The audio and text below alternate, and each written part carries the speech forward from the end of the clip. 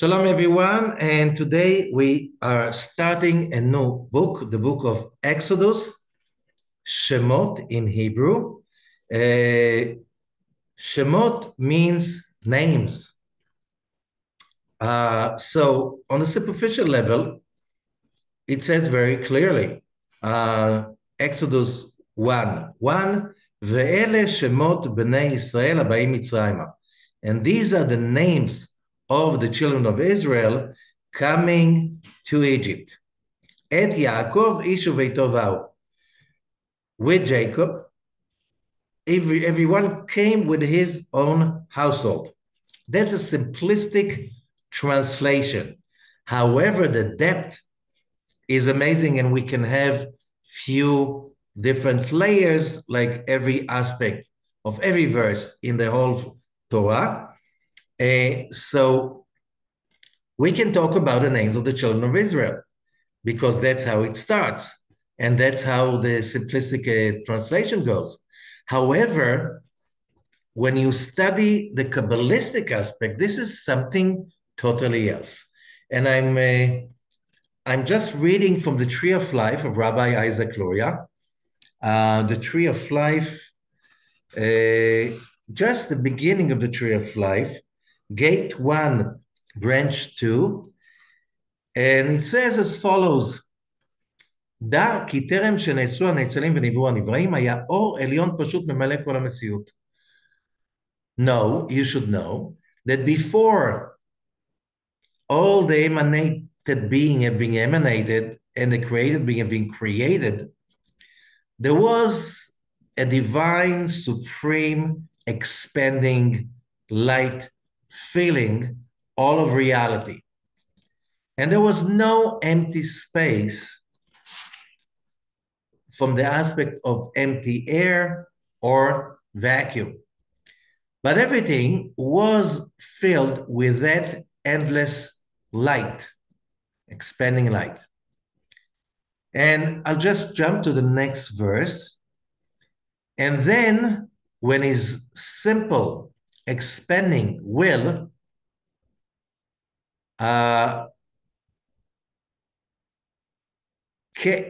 ascended in order to create livro ha'olamot, to create the worlds, ולהציל הנאצלים, and to emanate all the beings that have been emanated, ולהוציא לאור, and to bring into light, שלמות פעולותיו ושמותיו וכינוייו, the completion of his actions, his names, and his adjectives. אשר זאת היה סיבת בריאת העולמות, because that was the reason for the creation of all the worlds, which means to manifest, bring into light the completion of his actions and his names. What did we say the name of this book? The book of Shemot, names.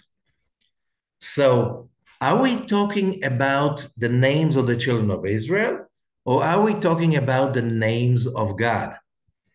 And we will see that, yes, like every story in the Torah, you have the story that you can tell a child, can make a movie, even a little play, with Abram and Sarah, Isaac and Rivka, Jacob, Rachel and Leah, and the 12 sons. You can make a play with each one of them. Every kindergarten can stage that play. And of course, the story of the Exodus. However, every story like this has deeper layers. And let me explain the meaning behind it. So Rabbi Chaim Vital, in one of his commentaries that he's quoting his teacher, Rabbi Isaac Luria, the Arizal, and he says, when you want to explain that on what's in it for me now, and you can read that verse in a different way. And you say, when you're speaking about Ele Shemot Bnei Israel, Abayim Mitzrayma. So the children of Israel, they can be compared to the forces of the soul. Coming Mitzrayma, Mitzrayim in Hebrew comes from the word Meitzar, the narrow place. What's the narrow place? The human body. Relatively, a soul that is coming from the upper worlds, when the soul descends into the physical human body, this is a narrow, confined, very limiting place. You cannot see everything that you can see outside the body. You cannot feel everything, you cannot think everything because you are in a narrow place, you are in a dungeon. And that place is called Mitzrayim, Egypt. So we are not talking about Egypt as a geographical location. We're talking about the concept that when the soul is coming, descending into the body, it is basically coming into a narrow place. And then we are asking the question, why Haba'im Mitzrayma? How do we know there's a legitimacy to this kind of explanation? Because if we are talking about an historical event that the Israelites are coming down to Egypt, so it should be Asher Ba'u Mitzrayma, that came to Egypt. Here in the original text, it says Haba'im Mitzrayma, that are coming to Egypt in continuous, in present continuous. This is the grammatical structure. What does it mean, present continuous? That this thing is still happening all over the world right now, which means the soul is coming, descending into the confining dark body to be enslaved to the physical dimension of the senses and the physical body. And the purpose is, let us read first from the Zohar. The Zohar is teaching us as follows.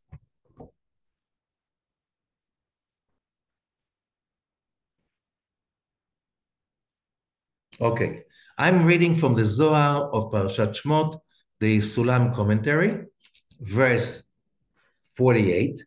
Amar Rabbi Shimon, kad nachtat shchinta lemitzrayim, nachtat chaya chada dishma Yisrael. We are talking about Israel as the name of the Shekhinah, the divine presence of divinity, the presence of divinity in the physical, mundane dimension. Okay, so when we are talking about when we are talking about the historical event of Jacob and his 70 people in his household that came down to Egypt, we are talking about a cosmic event. The event is that those forces of holiness are coming down to Egypt. Why do they come down to Egypt? They come down to the narrow place with the same reason. Why does a human soul descend into a human body? It's much, much more enlightening, free, and whatever you want, you can get up there. So why coming into a physical limited body? And the answer is that we are part of a great process, and this is the process of the human soul achieving, earning divinity through fighting the limitations of the physical body. So therefore, the same way as the Shekhinah descending into Egypt, into slavery, into darkness, however, as the Shekhinah is there, within few centuries, the whole Israelite nation is being created over there. And it's like the human soul coming down into the body of the fetus in little stages. Not all the parts of the soul come down, according to the Kabbalists, the moment there is a fertilized egg or the moment there is the beginning of a fetus. The soul is coming down in parts, stage by stage, as the fetus grows. It's coming down stage by stage. After the birth, there are many more stages. Okay, so we have in a Jewish tradition, there's a stage of 8 days, 1 month, then you have the 3 years, then you have the 13 years, 20 years. As the physical body expands and grows, the forces of the soul continue to descend into the body. And what happens? The forces of the soul will basically have an intention to grow within the body till they can overtake the control over the body itself, and to turn over from a physical, childish, selfish, unaware human being, which is a child, into an enlightened human being in which the soul is using the body as a tool, as a vehicle, in order to reveal more spiritual light in this dark, mundane world.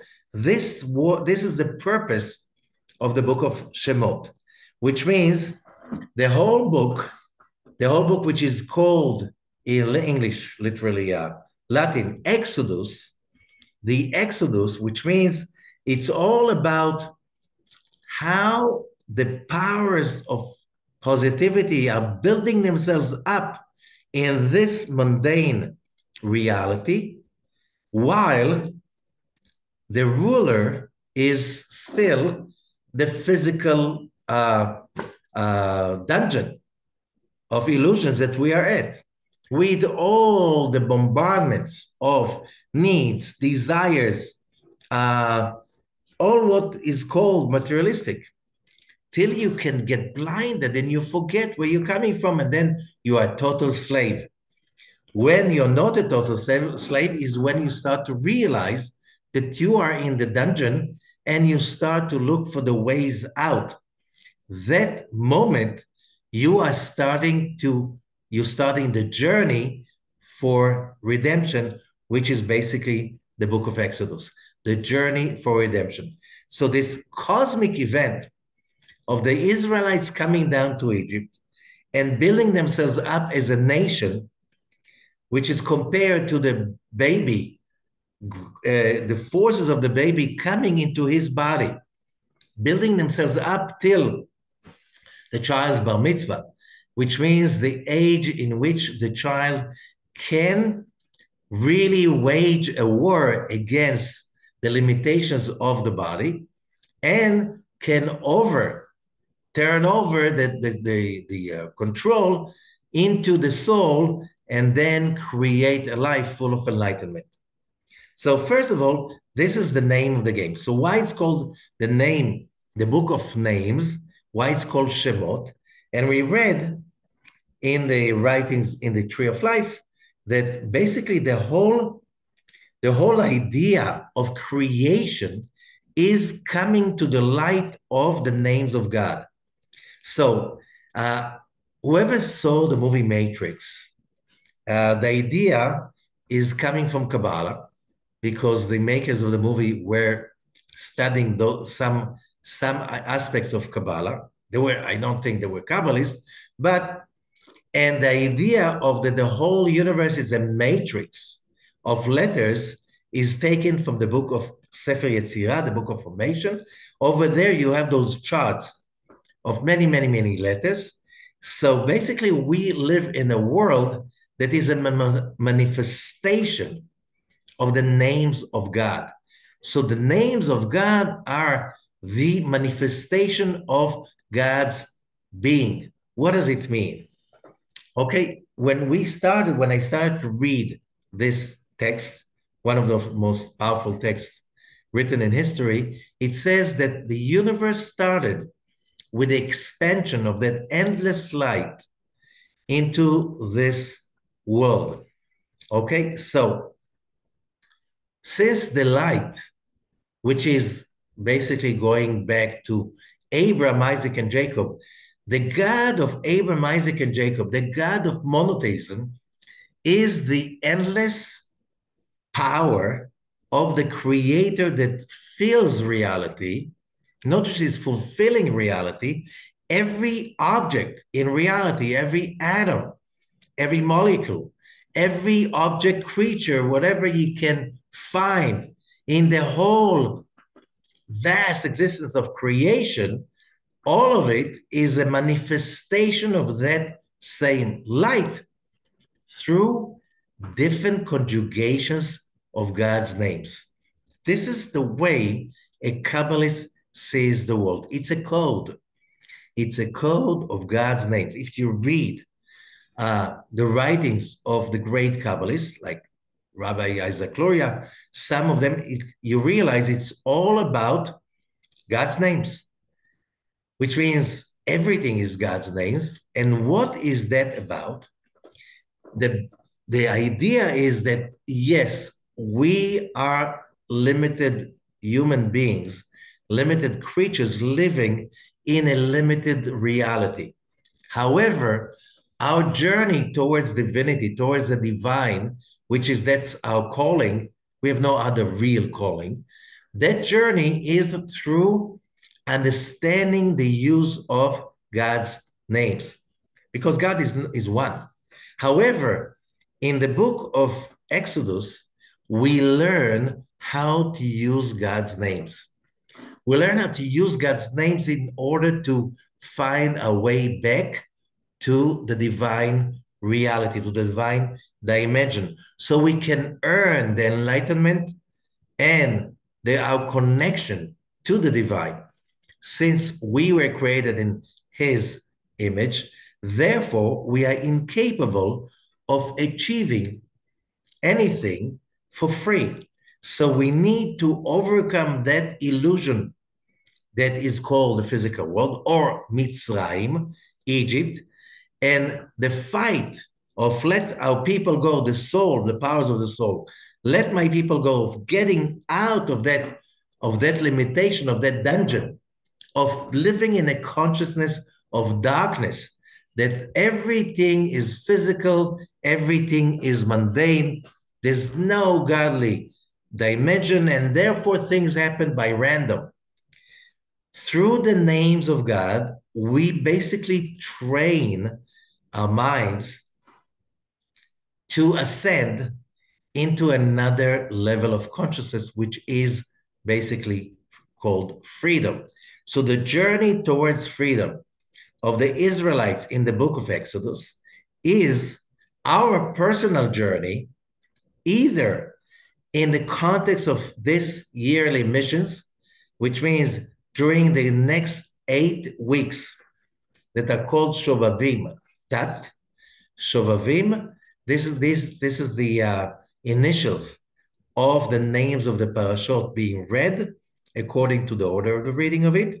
ShOVaVIM means it's initials of Shemot, that's a Shin, Va'era, Bo, Beshalach, Yitro, Mishpatim, and this year especially Trumat Tetzaveh, ShOVaVIM TaT, and this is a journey that either we can use that power of reading of these parashot, as Rabbi Ashlag explains to us in one of his writings, והנה התורה הקדושה היא נצחית. The Holy Torah is eternal. גלות וגאולה נוהגים בכל הדורות. Exile and redemption can be found in every generation. וכל הזמנים, and every time. בכלל ובפרט, in the community, in the general aspect of humanity, and also on the individual dimension. כי כל פרט ופרט מישראל חשוב לפני הקדוש ברוך הוא כמו הכלל כולו. ועל כן לא יגיע האדם למטרתו טרם שעברו עליו כל הדרכים, והארת השמות שבתורה ממש כמו הכלל כולו. And therefore, a person would not be able to arrive to his personal goal before he went through all the different journeys and illumination of names mentioned in the Torah, like the whole generality of humanity. וסידור הפרשיות שבתורה, יש בהם קדושה רבה וסגולה גדולה לכל פרט ופרט, ליהנות מסדר המאורות המאירים בזמן הקריאה. And the order of the Torah readings in the 5 books of Moses, they have a very great holiness, and it's also a very powerful tool, a catalyst for every individual to enjoy the order of the lights being revealed through the reading of the Torah. Why do we study the Torah reading according to the order? Because this is the order of the emanations of the lights we individually, each one of us, needs in order to ascend and reach our own calling.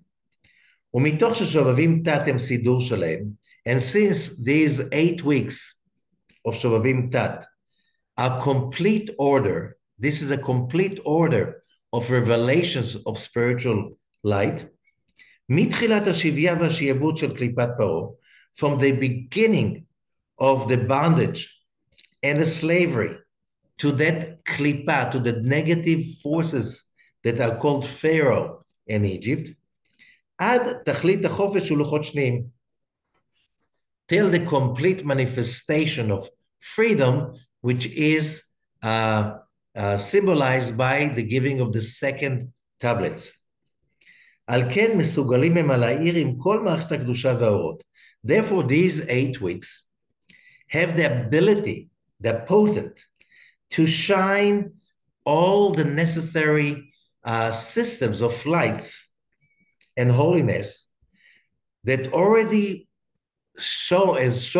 they already had shown their power in previous generations for the ones who are ready to receive this kind of illumination. Of course, any kind of illumination, because there's no coercion in spirituality, no one can be coerced into becoming a spiritual, enlightened human being. You have to want it. You have to need it. You have to be aware of it. So if we are just looking at these coming 8 weeks as a long Passover holiday that lasts for 8 weeks, through which we can take a ride over that wave of light that has 8 weeks sequence of enlightenment.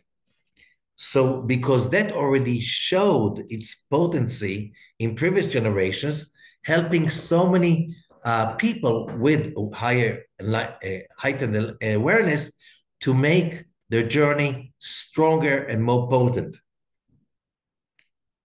And that's why during these weeks, there are many traditions of meditations, fasting, certain prayers, everything geared towards that special concentrated journey that is kind of a concentration of the whole journey of humanity, but in a more intense way. So the universe is ready for us. We just have to get ourselves ready for the universe itself. Okay, so let us continue with that. So what does it mean, the names of God? So the Zohar explains to us that the whole journey of humanity is the journey of the perception of creation. Now, there is the perception of creation to its seed. This is perceiving the endless light and the endless sharing of the creation of the whole universe. This is kind of too much for human beings. to perceive all the great purpose of love, enlightenment, sharing, abundance that basically comes out of the endless and starts to descend to our world, we are not so much capable of receiving them. However, our duty is to ascend consciously, spiritually, up the ladder, up the levels, and get ourselves closer and closer. How do we do that? By learning God's names. Why does God have so many names? So, if you want to learn about God's names, in Hebrew, God has many, many, many names. There's even a midrash that says the whole Torah, 5 books of Moses, there are 300,000 letters. It's all God's names. Okay, so why does God have so many names? And the answer is that everything you see in reality is a manifestation of his name. And every name is another level of that manifestation. So according to Abraham's monotheism, everything is part of the divine, even Pharaoh. It's a very, very, very kind of a low level of devolution from the source, but in order to reach the top, you have to start from the bottom. And the bottom is Egypt and Pharaoh. As a process of humanity, that the Shekhinah must go into Egypt for centuries of enslavement and darkness under the dark forces of Egypt and its dark witchcraft and cruelty, and then build it yourself up inside till everything comes up. And we get from that a very important message. Wherever we go through, God is everywhere. God is everything. It's God's names that we eat, that we sit on, that we breathe, that wherever we look, we see God's original endless light manifesting through his different conjugation of his names. And that will look like here like a tree, here like a shrub, over here like the sun and the moon. All of this is one big force that branches out when it's manifesting itself into many colors, shapes, and forces. Our job is to use these forces, undress them from the elusive garment, and realize that it's all coming from God Almighty, from the endless light that is always light, always one, always giving, even though many times we think it's a punishment. No, it's not a punishment. When things are not comfortable that happen to us, the Zohar says this is uncomfortable, but this is going to help us grow and rise, and it's always for our good. Okay? The more we understand and uncover those names, the more we can see reality the way it is, the less we suffer, the less we experience pain and negativity, because we get closer and closer to the source itself. So, continue the same verse in the Zohar. Here we're talking about when the Shekhinah came down to Egypt, it came down with 42 angels.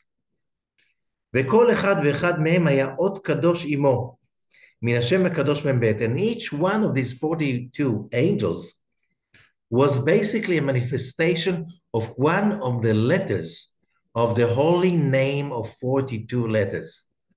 The holy name of 42 letters, this is also known as the prayer of the Ana Bekoach, that the prayer is not that much important, but it's hiding the acrostic inside, and the acrostic is 42 letters that they basically manifest 42 angels.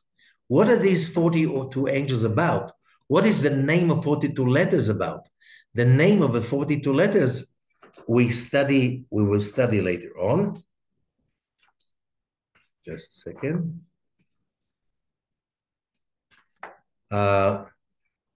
It says very clearly that when the Israelites come to Egypt, and then God reveals to himself to Moses. We have this in this parasha. Okay, and one of the amazing things that people rarely notice when we read the parasha and we read about the Redeemer, Moses being born into the slavery in Egypt. Okay, and he's born under the decree that all the male boys of the Hebrews must be drowned in the Nile. However, when Moses is 6 months, just a second, Moses is being born, yes, and she hid him for 3 months. She couldn't hide him anymore. So she put him in an ark on the Nile. And then the daughter of Pharaoh finds the crying child. Okay? And it says over there, I'm talking about the Exodus chapter 2, verse 10. ויגדל הילד ותביאו לבת פרעה, ויהי לה לבן. And the boy grew up, and he was brought to the daughter of Pharaoh, and she adopted him as her son. ותקרא שמו משה, and she calls him Moshe. ותאמר כי מן המים משיתיהו. What does it mean, Moshe? She says, because I drew him out of the water. So the verb Moshe, it's a name, but it's also coming from the verb Moshe. What does it mean? When somebody drowns, you pull him out of the water. That's called limshot. That's a verb. So Moshe means the ones who draws out whoever is drowning. Okay, but Moshe is also, if you notice, the same letters exactly as the word Hashem, the name, which means Moses, the great Moses, he was born with a calling of being the Redeemer. Just by his name. What does it mean to redeem? When you lift someone from the darkness and you lift them up and above so they can reach total freedom, that's called Moshe, the one who does that. Okay, the one who pulls, and that's exactly what Moses did. However, it was all along the way using the names of God, because how can we redeem ourselves from the darkness? We need to upgrade our state of mind, our perception of reality. Instead of seeing the world as a very hostile, scary place, and the result is that we are always busy with the 3 F's that are very animalistic, of fight, flight, and freeze. Everything goes around that, or with running after our lust. This is our dungeon. But with the names of God, we can lift ourselves out of the drowning reality. And that's what Moses is about. He is about to reveal to us how to use God's names in order to get out. So getting out of our own Egypt, especially these 6 weeks, but also all along our lives, which is the mission of all of humanity. So we can read later on, just continue what we are reading in the Zohar.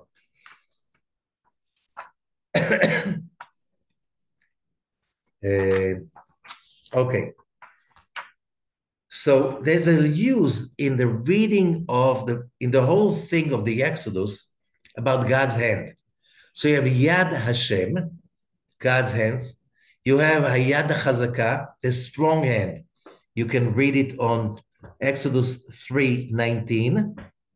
There's also later on Hayad Netuya, the overpowering hand. So you have three hands being mentioned. And the Zohar of Parashat Vayechi explained to us that these three hands are very important because that's the power that can lift us out of Egypt. How come?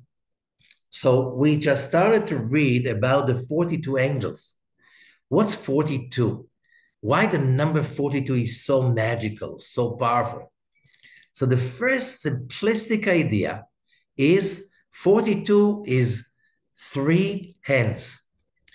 The word hand in Hebrew is yad, okay? Yad. Yad is also a number, 14. If you're talking about three hands, why three hands? Right, left, and center. Abram, Isaac, and Jacob. Giving, receiving, synthesizing both. Okay, so when you have these three cosmic forces, the right column, the left column, the center column, then if you look at the tree of life, it has those three columns. So when you have these three forces, the number will be 3 times 14, because we said one hand is yad. Yad is a number in Hebrew. Remember, the Hebrew letters are also numbers. Here it's very simple. How do you write the number 14 in Hebrew? You write Yud Dalet, Yad. 3 of them is giving you 42. So when we need a liftoff, we need like, Daddy, please lift me out of this place. Father in heaven, lift me out from here. Abba, I need a liftoff. Then God will reach down with 3 hands. Of course, it's imaginable. God does not have hands. But these are 3 names of God. Because when they come together to the number 42, they manifest in the name of 42 letters. If you want to read more about this name and how it's like, it's all about everything we go through, you can just simply Google the name of 42, Live Kabbalah. There's a whole page with more explanations. I won't go into it right now. Now, so let's continue. We said which those angels that we activate when we say the prayer of the Ana B'Koach, when we use the name of 42 letters, they are basically serving that power that is called the Shekhinah, is called Israel. Okay? All of them went down to Egypt, says the Zohar, but they went down to Egypt already with the option to ascend, to get out.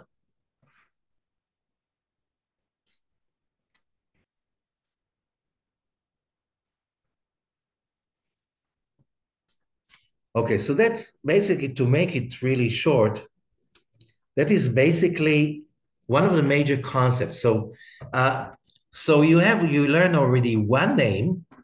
When you're talking about, so when we say the prayer of the Ana B'Koach, or we use it different than many other ways, to use the name of 42, we're basically asking, please lift me up. So just think about it. Imagine 3 hands coming from heaven and pull you out. 3 hands are much better than 2. 2 hands, you can fall over from 2 sides. 3 hands, you can't fall over. That's the strongest grip, okay? But we are talking about the metaphysical force of this name of 42. Now, but the story is not over with it. When we go to that amazing revelation that Moses is coming, is with a sheep on Mount Sinai, of the sheep of his father-in-law, Yitro, and he sees that burning bush. And he sees that the bush is burning and is not consumed. Okay? Vayomer Moshe, I'm reading in chapter 3, verse 3. ויאמר משה, אסור נא ואראה את המראה הגדול הזה, מדוע לא יבער הסנה? And Moshe has a feeling there's something great over here. Something great is happening because he called it המראה הגדול. This is a great sight. How come the bush is not consuming itself? I don't know if you've seen bushes burning in the desert. It takes a few seconds and it's burnt already. It's like those bushes burn in no time. Verse 4, וירא אדוני כי שר לראות. And then it says, and God saw that Moses moved over to see, but the word is very, very important because the word is sar. And the Hebrew grammar does not necessitate this word. Could be ki bא לראות. There are many other words. Why? It's a very rare word in the Torah. What do you mean sar, lirot? And Rabbi Azakluria is teaching us sar is a number. Reish is 200, Samech is 60, 260. What is that? Because the name of Hashem, which is mentioned over here, Vayar Hashem, Youdkevitch, the Tetragrammaton, that Moses came to see the burning bush, but the verb is sar. Vayikra elav, and I'll explain. Vayikra elav Elohim mitoch hasneh. Then it says, and Elohim calls him from the burning bush. So we have two names already in that one sentence. And Youdkevitch sees that he comes to see. And he says to him, Moshe, Moshe. He calls him, Moses, Moses. Vayomer hineni. And Moses says, here I am. I'm ready. Same way that Abraham on the bush, on the binding of Isaac, he hears Abraham, Abraham. And he says, hineni. Here I am. I'm ready for you. Okay? But Moses was ready spiritually, but not mentally. Why? And Rabbi Azakluria is explaining to us, Moses was a great sage. He was raised with all the wisdom of Egypt and also the wisdom of his ancestors. And also after, when he was 40 years old, he ran away and then he studied some more wisdom for another 40 years because now he's standing next to the burning bush. He's 80 years old. Moses is now 80 years old. Okay? And when God says, I am the God of your father, Elohei Avram, the God of Abraham, Elohei Yitzchak, the God of Isaac, Elohei Yaakov, the God of Jacob. Okay? What's the special thing about it? Because when we use the name Youdkevitch, the Tetragrammaton, this is the name that we will learn. This is the name the whole world must reach. Because reaching the essence of perception of what this name is about is realizing the essence of the creation that is with love to humanity, with endless love to humanity. And that endless love is basically in that name of the Tetragrammaton. And that's why you cannot pronounce it because it cannot be perceived by the physical senses. You never pronounce that word. It doesn't belong to this physical universe. You can think about it. You should contemplate about it. Why? Because when you reach the consciousness, the perception of that name, you are in that place that you don't have this 3 Fs. You're not you don't need to fight. You don't need to have a flight. You do not freeze. You simply realize the event, that it's the hand of God working through all kinds of objects, circumstances. So you have total certainty when you connect to that level. The whole story of the Exodus, step by step, week by week, is the deliverance to deliver the consciousness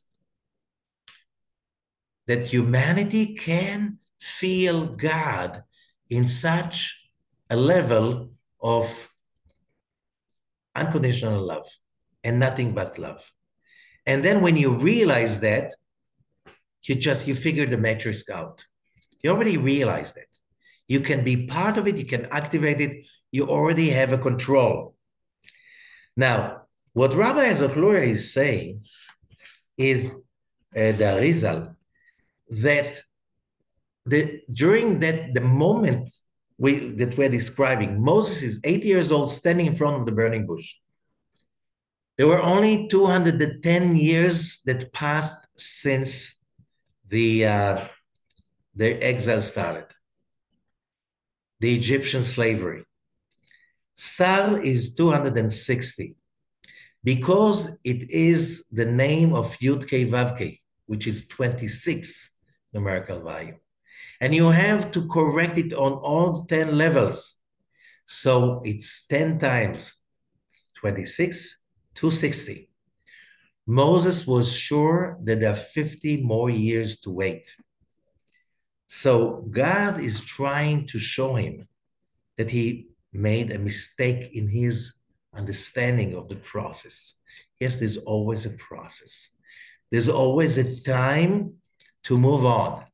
And there's always a time to basically live the process, like the same thing that the 210 years in Egypt, where basically the buildup of the physical body of the Shekhinah, which is the 600,000 people that got out of Egypt, okay, that was the minimum number that could carry that name of the divine presence.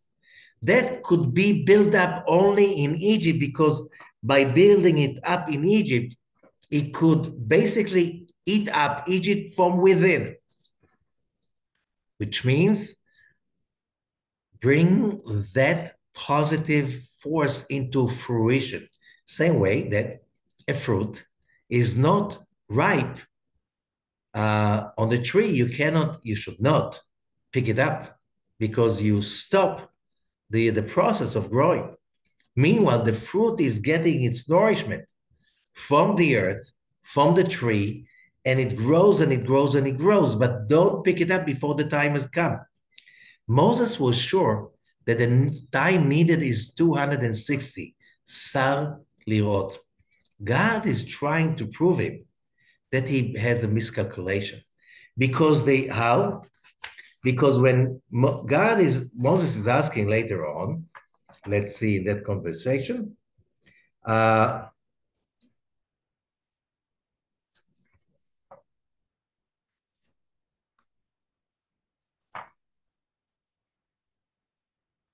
Okay, chapter 3 in Exodus.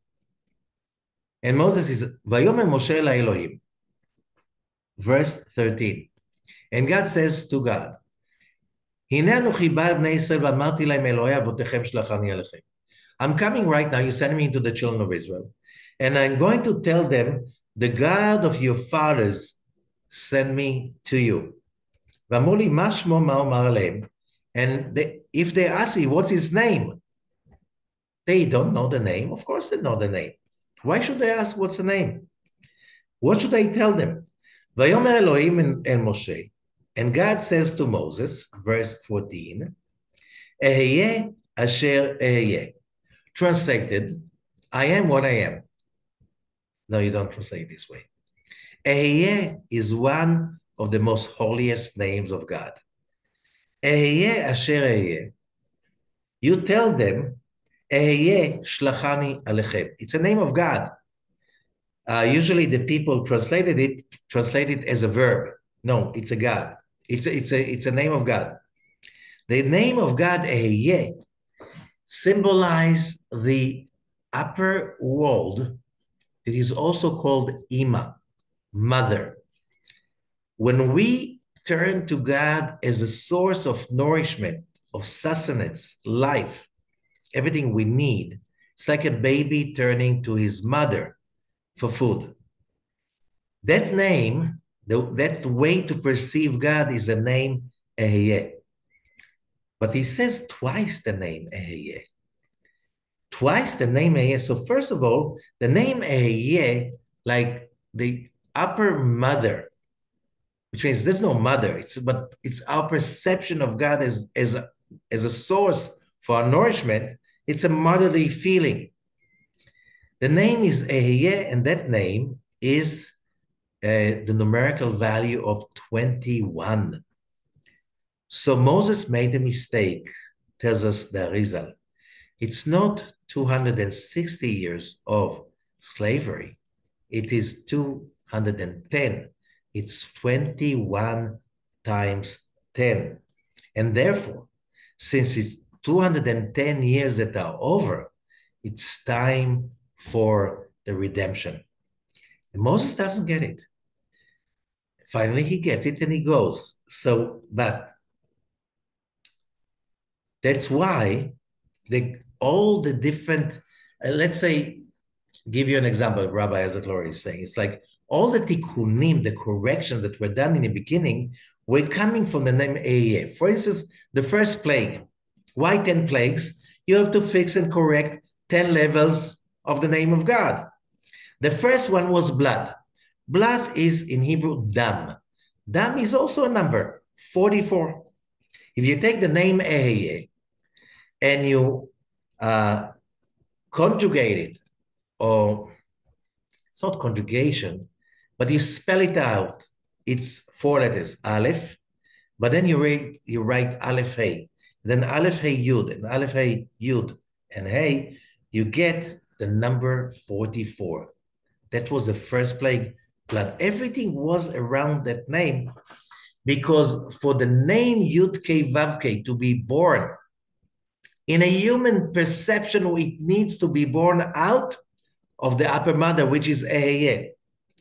So all along these parashot, we just learn to contemplate, perceive, use, connect to God's names, because that's basically what the process of the delivery is. Something interesting. If the name Ehyeh is 21, 2 times 21, because it says twice, Ehyeh, Asher Ehyeh. You can either take 21 plus 21. What do you get? 42 again. Again, a liftoff. But what if you multiply 21 by 21? You get 441. 441 is Emet. Emet is Aleph, 1, Mem, 40, Taf, 400, 441. This is the truth that is starting to be revealed in our lives in this parasha. And that's what the process of delivering the truth out to complete. So we understand what's going on, and also how relevant it is, especially now, because there are many articles that are dealing with the process of redemption, the final redemption. And one of them we can find in the Zohar Parashat Shemot, verse 96. Rabbi Shimon zakaf yedo yuvacha. Rabbi Shimon raised his hands and he cried. ואמר, ואי מן דהזדמן בהוא זמנה, וזכה חולקה מן דהזדמן משתבח בהוא זמנה. ואי מן דהזדמן בהוא זמנה בגין, דחד ייתי קודשה בריחו לפקדה לאיילתא. הסתכל, מה נינו דקיימים בעדי? בכל נינו דמשתכחי עמה, בכל עובדוי וכל חד וחד, ולא ישתכח זכאי, וכתיב והביט ואין עוזר, וכמה אקטין על אקטין ישראל. So Rabbi Shimon is raising his hands and he cries. He says, now in Aramaic it's vai, vei. In Hebrew it's oi. You know, oi vei. That's says oi vei. To whoever will happen to live in that time of the redemption. However, happy is the one who will happen to be in that time of the redemption and could be at that time with emunah, connected to the name of God. When God will come to redeem the gazelle, the Shekhinah, he will look who is there standing with the Shekhinah and all the deeds of their deeds, and he wouldn't be able to find one tzaddik. שכתוב והביט ואין עוזר. כמה צרות יהיו לישראל. There were so many troubles to the nation of Israel. אשרי מי שיקרא וימצא באותו זמן. So who will be happy? Because most people will be under oi, vei. What a terrible time. What a scary time. But the ones who will be connected to emunah. And the Zohar explains what is emunah. Emunah means connection. It's stronger than faith. It's connecting to the names of God. Whoever will be connected at that time, יזכה לאור ההוא של שמחת המלך. He will merit the light of the happiness of the king. About that time it says, וצרפתים כצרוף את הקצף ופחתים כבחון את הזהב. About that time it says in Zechariah 13, and I will refine them like the gold and the silver. צדיק ח' אחר שהצרות האלו מתעוררות על ישראל, when all of these troubles come upon the nation of Israel, וכל העמים ומלכם יתייצאו יחד עליהם מעוררים כמה גזרות רעות, and it will look like all nations are trying to get together to scheme over the nation of Israel. And trouble after trouble will come. And it will so terrible, it will be so terrible that, and can be worse, and then another trouble will come. It will look like you forgot already the previous one. And then a pillar of fire will be seen from above to below for 40 days. וכל העמים שבעולם יראו אותו, and all the nations of the world we see that pillar of fire. There are many explanations over there, but he explains something that we already started to explain in the previous Parashat Vayechi. The whole war is about the name of God. The whole war around the world is about the name of God, which means, what is the name of God? The great name of God is the name of love, compassion, enlightenment. It's not the name of anger. It's not the name of judgment. It's not the name of hate. It's not the name of violence. This is a fake name. It's all about revealing that name of God, the Tetragrammaton, to deliver that consciousness to the whole world, because the whole world needs to ascend, not just the Israelite nation. And that's why it says it will be seen by all nations of the world.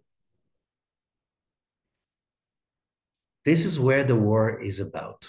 It's about achieving consciousness. During the coming weeks, 8 weeks, we have the ability to wage the war against our Egypt, our Pharaoh, to strengthen our connection to the holy name of God.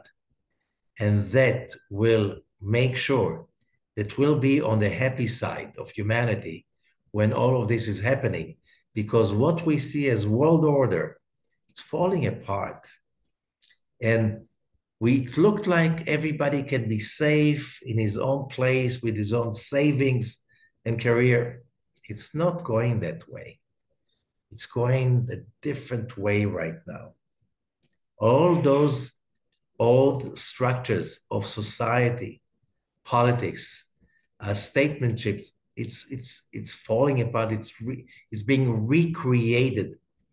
So we think it's being recreated in a different way. It's going to be like who knows what. World War One, World War Two, all kinds of historians and politicians trying to delve into where is the world going to. It's going to into one direction, revealing the name of God. This is the name of the war we are already within, in the midst of this war.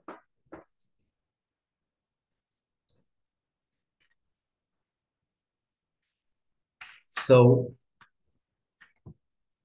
this is the perfect preparation because it's all about raising ourselves to connect to that, the true God of Abraham, Isaac, and Jacob, the God of love.